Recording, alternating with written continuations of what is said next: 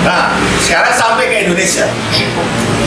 Kalau orang takut FPI, orang takut PKI, itu sebetulnya kan hanya cangkang aja.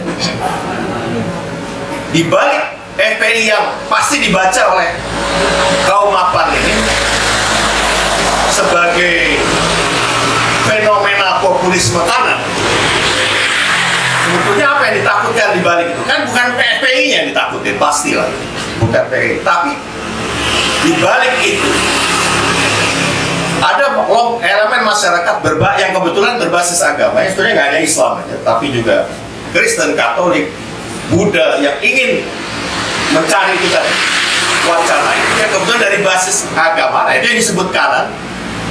Nah, tapi karena dia tahu betul bahaya dari strategi wacana dari jalur ini, maka dikembangkanlah satu isu khilafah, fundamentalisme Islam, Wahabi. Padahal bukan itu juga yang ditakutkan oleh establishment, tapi itu dianggap efektif buat meredam. Nah, bagaimana yang kiri? Yang kiri itu yang ditakutin bukan komunisme atau PKI, tapi populisme kiri yang dimaksud di sini. Potensi strategi diskursus yang lahir dari nasionalisme kerakyatan dan sosialisme ala Indonesia. Itu yang ditakutkan. Nah, di sini yang dikembangkan bahaya laten komunisme, bahaya laten PKI. Buat cangkang juga. Karena mereka ngeri kalau ini duduk satu meja menyusun satu blueprint baru atau yang disebut dari strategi diskursus, kan lahir skema strategi rancang bangun sistem. Wah, itu sudah tanda-tanda bukan hanya soal rezim kecil itu, sistemnya sendiri pasti nopos. Nah, apakah memang sudah vulnerable atau rentan betul sistem ini? Mari kita lihat keluar, jangan ke Indonesia.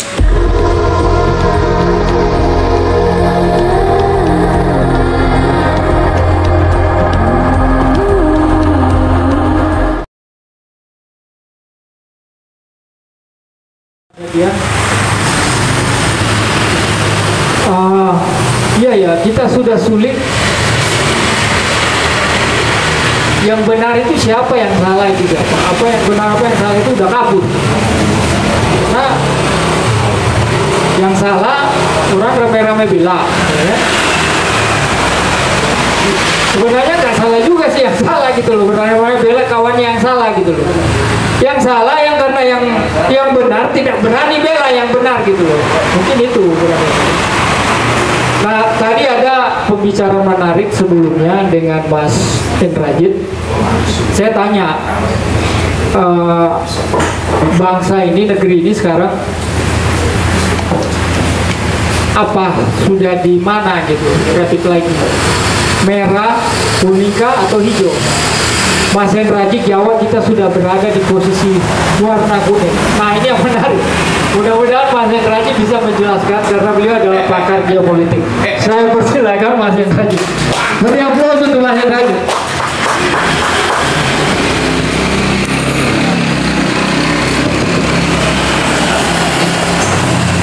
Assalamualaikum warahmatullahi wabarakatuh. Waalaikumsalam.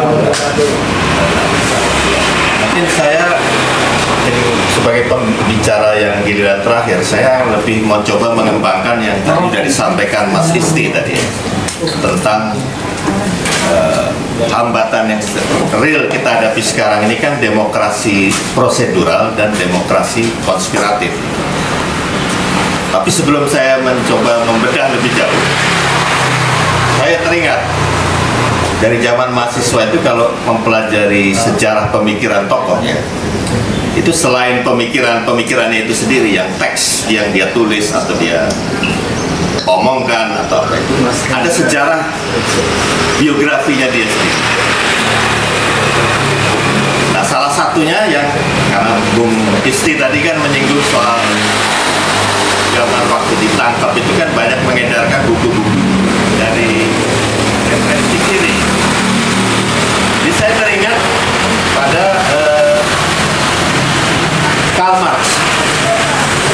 boleh dibilang induk dari pemikiran-pemikiran ini dengan segala variannya. Yang menarik itu di sejarah pemikirannya, sejarah kehidupannya itu sendiri. Banyak kalangan anak-anak muda sekarang ketika mempelajari Marxisme itu, dia pikir yang namanya manifesto komunis itu implementasi dari Das Kapital. Itu ternyata kebalik. Jadi 1847, 1848 itu persis kayak kita sekarang ini yang dibilang Mas Adian tadi. Kita udah nggak bisa terima ini gitu. Tapi belum punya satu rangka pemikiran tapi pede, punya overconfidence yang besar untuk melawan. Dia merasa ini kesempatan udah matang gitu kan. Nah, manifesto komunis itu jadi buku semacam panduan untuk pergerakan. Ternyata dalam waktu singkat tumpas itu gerakan. Jadi Karl Marx sendiri bisa dibayangkan yang tadinya akademisi yang begitu jadi rebutan para universitas top di Eropa untuk dijadikan profesor, tentunya dengan honor yang besar segala macam. Tiba-tiba jadi pada nutup pintu semua. Jadi praktis dia jadi pesakitan. Nah, dari situ, dari bencana itu lahir satu pencerahan, satu ilham. Jadi kemarin itu bisa kalah sementara saya begitu overconfidence. Di mana salahnya? Usut punya usut, dia punya kesadaran bahwa dia belum mengenali betul inti dari sistem yang mau dia lawan itu. Yang dalam hal ini sistem kapitalisme yang makin menguat di Eropa. Yang belakangan juga di Amerika, tapi waktu itu masih karena era-era revolusi industri ya, jadi masih di abad 19 pertengahan menjelang penghujung abad 19. Nah itu ternyata Marx itu gelap tentang apa yang mau dilawan dari jadi sistem ini. Dia belum kenali. Mungkin dia tahu, wah ini kapitalis, ini apa, makanya dia bikin gerakan itu, manifesto komunis. Tapi dia itu belum tahu, ternyata baru masih gelap, masih meraba. Nah, 20 tahun kemudian, jawaban itu muncul dari buku yang namanya Das Kapital. Jadi buku itu bukan doktrin. Jadi waktu Marx bilang, saya ini Karl Marx, tapi saya bukan Marxis, itu apa ya? Ketua kepada para penganut pengikutnya supaya jangan doktriner membaca Das Kapital itu, tapi sebagai alat bedah ekonomi politik. Maka dari itu keberhasilan dari Lenin di Moskow tahun 17 atau di Mao Zedong 1949 di Cina itu adalah berkah karena dia bisa menyerap maksud dari Marx itu bukan sebagai doktrin, tapi sebagai inspirasi sekaligus alat bedah. Jadi jawaban dari Das Kapital itu harus dijawab dari karakteristik geografis dan geopolitik negaranya itu. Nah, jadi sumbangan besar dari Marx di sini adalah dia mampu menginspirasi berbagai kalangan perlawanan itu melahirkan apa? Kalau dalam akademik namanya strategi diskursif. Jadi strategi pewacanaan untuk melawan sistem yang ada pada waktu itu, yang sudah dianggap oleh Mas Adian tadi katakan, wah ini nggak bisa diterima dengan berbagai pertimbangan, kira-kira begitu. Nah, berarti menginspirasi lahirnya kontraskema. Nah, saya kembali kepada konteks sekarang ini tadi. Jadi kalau misalnya Mas Isti mengatakan ini demokrasi prosedural, ini demokrasi apa itu namanya oligarkis ya, atau konspirasi kan. Cara itu kan nggak mungkin datang di ruang hampa, dari ruang hampa atau dari ketiadaan. Itu ada pola pikir, ada skema, ada strategi, ada sistem. Nah, bagaimana melacak cara pikir yang melahirkan tadi digambarkan Mas Isti, Bang Jalil atau Bang Adian tadi? Maka kita harus lihat pada problem penyakit simptomatiknya dulu. Apa itu? Pertama, sistem politik, ya, saya ulangi ya, sistem politik yang koruptif di semua tingkatan, baik pusat, daerah, eksekutif, legislatif, dan pelaksana yudikatif.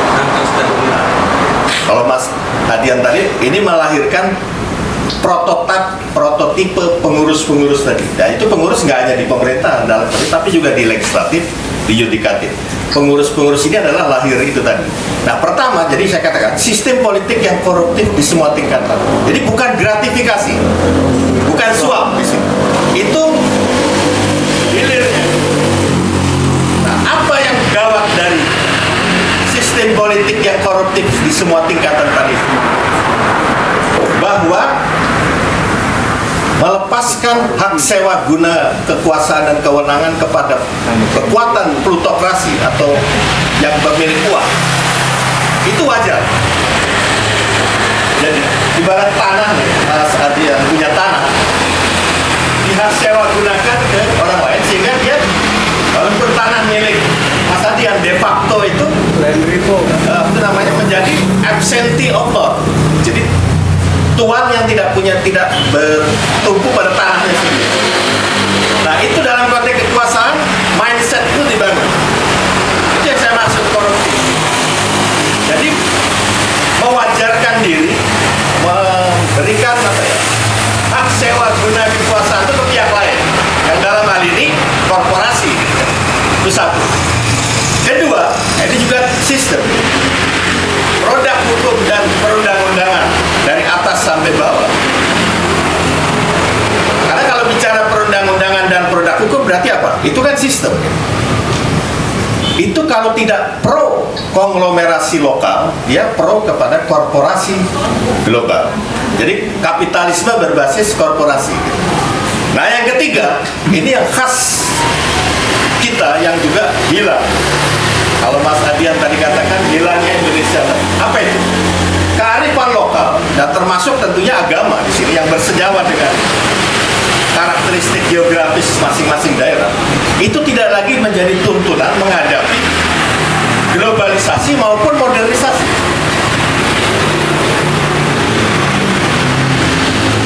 Nah, kenapa sistem ini bisa terjadi di tiga yang saya sebut sistem pelemahan kenegaraan itu? Karena demokrasi yang diusung ke sini sejak 98 itu fully, secara penuh diwarnai oleh neoliberalisme. Yang kalau kita lihat konteks Eropa dan Amerika, itu tahun 80 kan terjadi. Jadi neoliberalisme di Eropa dan di Amerika, yang ini yang gagal dibaca di bukan hanya elit ya. Kalau elit kan memang ada niat status quo memang berkuasa, tapi di intelektual pun tidak membaca betul bahwa neoliberal itu terjadi tahun 80 setelah Thatcher, Reagan naik. Betul-betul menggerus skema welfare state, negara kesejahteraan. Implikasinya apa? Korporasi itu mewarnai, bukan hanya di negara berkembang kayak kita, di negara induknya pun dia mendikte kekuatan-kekuatan di balik pemerintahan mereka masing-masing. Di Amerika misalnya di balik Gedung Putih dan di balik Capitol Hill misalnya.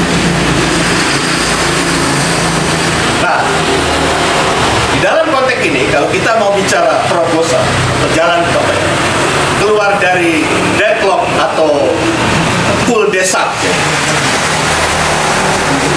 pertanyaannya adalah apa yang ditakutkan, bukan rezim ya, apa yang ditakutkan oleh para perancang dan operator dari sistem ini, termasuk dalam hal ini kartel dan oligarki. Tadi Mas Isti sudah mengatakan ya kalau yang tidak dianggap ancaman boleh saja misalnya gitu. Itu kan pertanyaan yang mengusik. Kenapa nggak diperhitungkan? Apakah konteksnya fisik? Apakah karena ketokohan? Tidak. Karena tidak ditakutkan karena tidak ada wacana atau strategi diskursif mewacanakan apakah liberal demokrasi base itu, demokrasi berbasis neolib itu masih efektifkah atau sudah membuat jarak antara oligarki dengan rakyat gitu. Itu yang paling takut sebetulnya. Maka dari itu, sebelum di Indonesia dan negara berkembang, ada tren yang justru tidak kebaca secara jeli di kalangan bukan hanya oposisi sebenarnya, seharusnya dari seluruh elemen civil society, bahwa ada momen yang namanya momen populisme. Jadi kalau saya tadi sebut kok ada populisme kanan atau kiri, Mas Lato, bukan karena itu ideologi, bukan. Populisme itu bukan ideologi. Walaupun saya katakan tadi ada kecenderungan populisme kanan atau kiri, karena itu nanti lahir wacana tandingan tergantung karakteristik negaranya. Kalau di Amerika Latin nggak mungkin ada populisme kanan untuk melawan sistem kayak di Venezuela waktu Presiden Perez berkuasa misalnya. Chavez muncul dari wacana populisme kiri, karena Chavez kemudian berhasil secara jeli menyusun strategi diskursus tadi untuk mengkontra sistem neolib yang Presiden Perez. Dan itu tidak melalui paksaan, tapi melalui kemenangan demokrasi. Walaupun Chavez memang sempat coba kudeta ya awalnya, tapi kan gagal. Nah begitu gagal, bukan hanya ditahan, tapi kepangkatan militernya pun dicopot gitu. Tapi starting point sebagai civilian leader itu justru dimulai dan berhasil. Artinya apa? Dari success story Chavez ini bahwa kalau punya strategi diskursus untuk melawan atau menandingi ya, menawarkan satu konsep baru, itu rezim bukan hanya takut, itu udah merasakan keniscayaan bakal runtuh. Bukan rezimnya, tapi sistemnya. Nah, Chavez itu berhasil. Bukan dengan marxisme ortodoks, tapi dengan menjiwai Karl Marx tadi. Jadi, bedah dulu apa kondisi objektif bangsanya, baru susun resepnya. Nah, populisme kanan yang paling success story ya Donald Trump sebetulnya. Apapun ceritanya, sebagai populisme kanan bukan karena ideologi kanan, karena Trump ternyata juga cuma memperalat ultra nasionalis, ultra kanan, kayak yang menentang ras, non kulit putih, menentang Hispano atau Negro, itu ternyata juga pinggiran. Tapi kejelian Trump memanfaatkan itu untuk melawan globalis-globalis yang mapan yang di Rockefeller dan jaringan Rothschild Rockefeller. Terlepas itu belum tuntas ya, tapi paling tidak wacana yang dibangun Trump itu dengan tema slogannya itu to make America great again itu, ya itu bisa mendekonstruksi. Nah, jadi konteks kanan atau kiri populisme itu bukan berarti ideologi. Saya katakan ke Mas Lapong tadi, tapi strategi itu nanti akan mengikuti kecenderungan dari negaranya. Nah, sekarang sampai ke Indonesia. Kalau orang takut FPI, orang takut PKI, itu sebetulnya kan hanya cangkang aja. Di balik FPI yang pasti dibaca oleh kaum mapan ini sebagai fenomena populisme kanan, sebetulnya apa yang ditakutkan di balik itu? Kan bukan FPI-nya yang ditakutin, pastilah. Bukan PKI. Tapi di balik itu ada elemen masyarakat yang kebetulan berbasis agama, yang sebetulnya nggak hanya Islam aja, tapi juga Kristen, Katolik, Buddha yang ingin mencari itu tadi wacana itu yang kebetulan dari basis agama. Nah, itu yang disebut kanan. Nah, tapi karena dia tahu betul bahaya dari strategi wacana dari jalur ini, maka dikembangkanlah satu isu khilafah, fundamentalisme Islam, Wahabi. Padahal bukan itu juga yang ditakutkan oleh establishment, tapi itu dianggap efektif buat meredam. Nah, Bagaimana yang kiri? Yang kiri itu yang ditakutin bukan komunisme atau PKI, tapi populisme kiri yang dimaksud di sini. Potensi strategi diskursus yang lahir dari nasionalisme kerakyatan dan sosialisme ala Indonesia. Itu yang ditakutkan. Nah, di sini yang dikembangkan bahaya laten komunisme, bahaya laten PKI. Buat cangkang juga. Karena mereka ngeri kalau ini duduk satu meja menyusun satu blueprint baru atau yang disebut dari strategi diskursus, kan lahir skema strategi rancang bangun sistem. Wah, itu sudah tanda-tanda bukan hanya soal rezim kecil itu, sistemnya sendiri pasti keropos. Nah, apakah memang sudah vulnerable atau rentan betul sistem ini? Mari kita lihat keluar, jangan ke Indonesia. Baru-baru ini yang namanya Lynn Forester de Rothschild, itu istri dari salah satu taipan dinasti Rothschild yang umurnya, suaminya itu udah umur 90 tahun, tapi dianya sendiri baru 50 tahun. Jadi masih produktif kan. Dan dia praktis sekarang ini motor dari, boleh bilang, agen penghubung antara Amerika dengan Inggris. Saya dengar yang menjodohkan suami istri Lynn Forester dengan de Rothschild, Evelyn de Rothschild suaminya, yang umurnya 90 tahun itu Henry Kissinger, mantan menlu Amerika. Nah, apa yang mau digatukkan di dalam ini? Baru-baru ini Lynn Forester de Rothschild menggandeng Vatikan. Tapi buat saya nggak terlalu menarik menggait Vatikan Paus Fransiskus ini. Tapi yang menarik di sini adalah dia melibatkan Vatikan dalam gerakan yang namanya Council of Inclusive Capitalism. Wah, ngeri kan? Inclusive Capitalism, Dewan Kerjasama atau Gerakan dari kapitalis, mengupayakan kapitalisme inklusif. Bayangkan, eksklusif aja udah daya rusaknya begitu besar melalui kapitalisme berbasis korporasi ini, apalagi kalau nanti inklusif. Nah, tapi tema agendanya yang menarik tuh, Mas Adian, di era pasca COVID sekarang.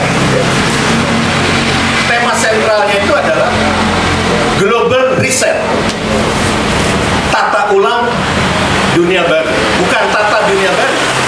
Jadi berarti mereka pun sudah mulai melihat proposit sistem berbasis neoliberal yang korporasi sebagai motornya itu mulai gonjang-ganjing.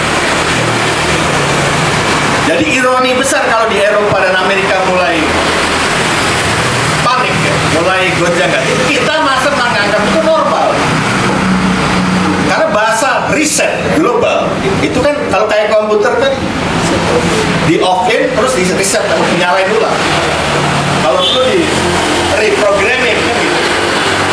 Nah, itu bisa terjadi karena pasti melihat fenomena Trump dan notabene populisme kanan atau Jean-Marie Le Pen di Prancis yang makin menguat walaupun belum presiden, tapi kan sudah mulai punya kursi yang signifikan di parlemen. Lalu di Amerika sendiri dan tentunya populisme kiri apalagi yang walaupun Chavez sudah almarhum tapi Maduro bisa bertahan, itu menunjukkan ketahanan nasional bahwa sosialisme ala negara yang khas negaranya itu mengakar dan susah diruntuhkan. Jadi Maduro sebagai presiden pengganti itu bukan sekedar karena dianggap ahli waris Chavez, tapi dianggap membawa amanah dari sosialisme ala Venezuela yang sudah dirintis oleh Chavez sampai berhasil itu. Bahkan melalui cara demokrasi, bukan melalui kudeta, bukan melalui putsch. Nah, berarti aspek berita yang terpenting dari persekutuan baru Vatikan dengan dinasti Rothschild, yang tentunya Amerika termasuk, kegeret juga, karena memakai bahasa global reset itu. Berita baiknya adalah, oh kalau sana aja ketakutan, kita juga harus menginspirasi satu momen. Artinya itu dianggap sebagai momentum populisme di kita itu tinggi. Persoalannya adalah seperti kembali ke pandangan skeptis dari Mas Isti tadi. Bukan persoalan oposisi nggak terkonsolidasi, tidak terorganisir. Selain tidak punya tema atau belum punya tema, belum ada strategi diskursif yang makin mengerucut, yang apa ya, yang tajam, yang mencerahkan. Nah itu memang harus duduk bersama di elemennya. Jadi bukan kayak sekarang, yang kiri menganggap itu khilafah, ini ancaman ini. Nah yang dianggap khilafah atau fundamental Islam kepancing juga main apa sedikit-sedikit kiri, sedikit-sedikit PKI gitu kan. Jadi nggak akan ada gerak duduk bersama dari elemen yang sesungguhnya. Ya, otomatis FPI dimainkan sama elemen-elemen yang sebetulnya PKI-nya juga tanda tanya ya, apakah itu proto-komunis, apakah dia pseudo-komunis, atau malah sebetulnya pseudo-sosialis yang masuk di komunis malah jadi ini. Maka dari itu kita harus kembalikan kepada perlunya strategi diskursus. Jadi kayak misalnya Forjis, Islam sosialis.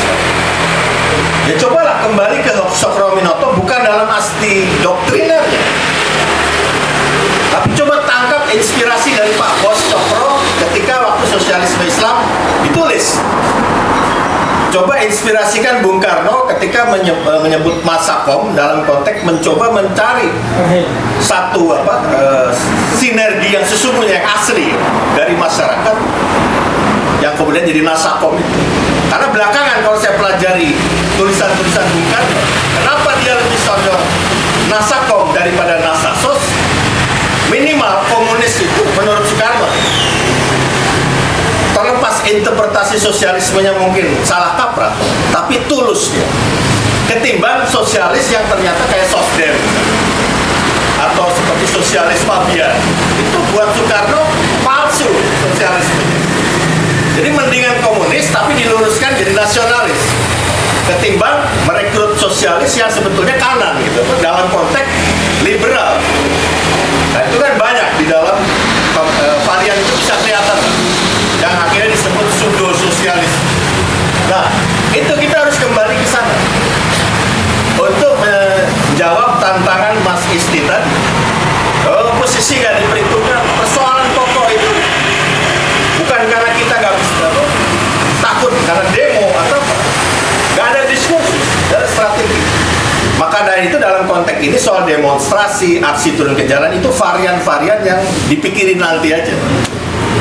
Karena itu kalau jadi tujuan kita jadi nggak strategis. Jangan salah, Sumpah Pemuda itu yang kita kemudian menjadi dasar Indonesia sekarang, itu kan dari rapat, bukan dari turun ke jalan. Itu rapat 2 hari loh. Yang pesertanya pun nggak sampai 100. Tapi karena itu tadi, dengan spirit membangun strategi diskursus perubahan, ya lahirlah ikrar pemuda yang 3 poin itu. Dan itu yang 15 tahun kemudian jadi minyak penggerak dari Indonesia Merdeka itu. Jadi saya kira itu saja untuk menambahkan pandangan-pandangan tadi. Sebab kalau cuma resah atau yang tadi gundah gulana sama kita juga. Kalau enggak ngapain duduknya. Tapi ini persoalannya how to implement kan gitu. Nah itu yang kita. Jadi ini soal gagasan. Karena gagasan itulah yang nanti jadi skema jadi strategi dari rancang bangun sistem, baru produk hukum dan perundang-undangan. Wassalamualaikum warahmatullahi wabarakatuh.